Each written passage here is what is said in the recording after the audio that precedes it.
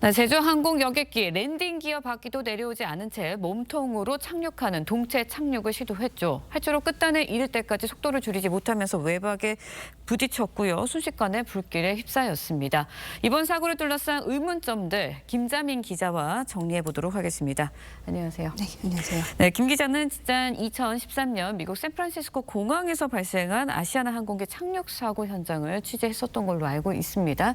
당시 현장에서는 사고 여객기에 착륙 바퀴가 내려왔었는데 이번에는 사고 여객기에 착륙 바퀴가 내려오지 않았어요. 당시 사고와 지금 사고 어떤 점이 달랐던 건가요? 네, 항공기는 착륙할 때 이 동체 뒤편에 있는 두 개의 랜딩 기어와 조종석 아래에 있는 노즈 기어가 모두 펼쳐져야 합니다. 네. 2013년 사고가 난 아시아나 항공기는 랜딩 기어를 내리고 착륙을 시도하다가 랜딩 기어가 활주로 앞 방파제 부분에 부딪히면서 기체 꼬리 부분이 떨어져 나간 사고입니다. 그런데 이번 제주항공 여객기는 새와 부딪히면서 엔진이 고장난 것으로 추정이 됩니다. 일부 전문가들은 핵심 부품인 엔진에 문제가 생겼을 때 네. 전력 공급이 제한되는 등 항공기 여러 기능이 연쇄적으로 마비될 수 있다는 설명을 하고 있습니다. 하지만 어제 국토부는 통상적으로 엔진 고장과 랜딩 기어 고장은 상호 연동되는 관계가 없다고 밝혔는데요. 정밀한 조사가 필요한 부분입니다. 네, 그런데요. 랜딩 기어가 이제 내려올 때 자동으로도 내려오지만 수동으로 조종사가 내릴 수도 있는 상황이잖아요.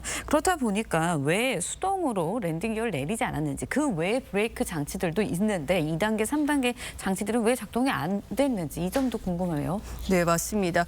부기장 조종석 뒤에 수동으로 랜딩 기어를 내릴 수 있는 레버가 있습니다. 기장이 수동 작동 지시를 내리면 부기장이 수동 레버를 당기고 보통 30초 안에 랜딩 기어가 중력에 의해 저절로 내려온다고 하는데요. 통상 랜딩 기어는 2,500피트에서 내리고 1,000피트 이하까지 랜딩 기어가 내려오지 않으면 조종석에 경고음이 울립니다. 아마 사고 여객기 조종석에서도 경고음이 울렸을 텐데 조종사가 수동 작동을 시도할 새도 없는 긴박한 상황이 아니었냐는 추정이 나옵니다. 네, 여러 가지 의문점이 드는데 또 드는 의문점이 무안공항 인근에 바다도 있고 잔디밭도 있습니다.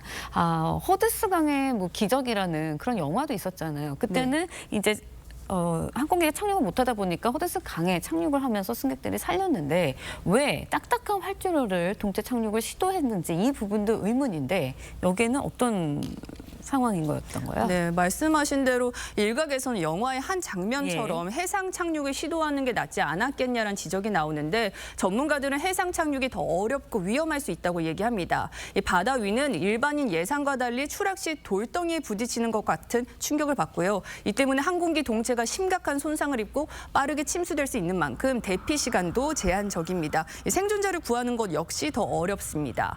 활주로 옆 잔디밭 역시 새로 쫓는 구조물과 각종 간판이 있어서 오히려 위험할 수 있다는 지적이 나옵니다. 네, 사고 여객기가 이제 활주로 끝이 아니라 중간 부분에 착륙을 했고 그 때문에 속도를 줄이지 못한 채 달리다가 외벽에 부딪혔습니다.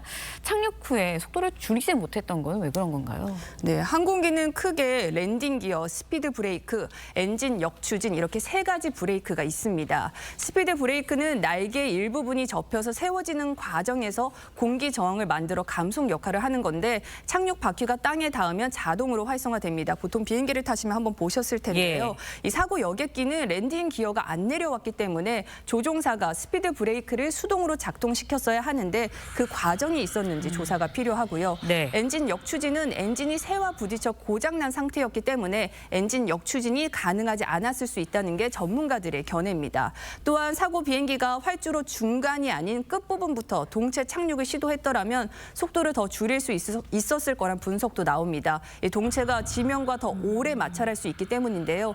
기장이 이를 몰랐을 리는 없는데 그만큼 당시 기체 통제 상황이 긴박했을 가능성이 제기됩니다. 네, 또 제기되는 의문이 화재 진압이 신속하게 이루어지지 않았다는 점이거든요. 활주로 위에 화재를 막을 수 있는 장비가 준비되어 있지 않았나? 이 부분인데 어떤 상황이었던 건가요? 네, 동체 착륙 등 급박한 상황이 되면 공항은 감속을 목적으로 활주로 바다에 비누 거품 같은 물질을 뿌립니다. 또 관제탑과 소통이 됐다면 소방차가 항공기 착륙과 함께 옆에서 달리면서 화재 진압을 바로 할 수 있었을 텐데 이번 사고에선 이런 사전 조치가 없었습니다. 했습니다. 사실상 그런 조치를 할 시간적 여유조차 없이 순식간에 사고가 벌어졌다고 볼 수 있습니다.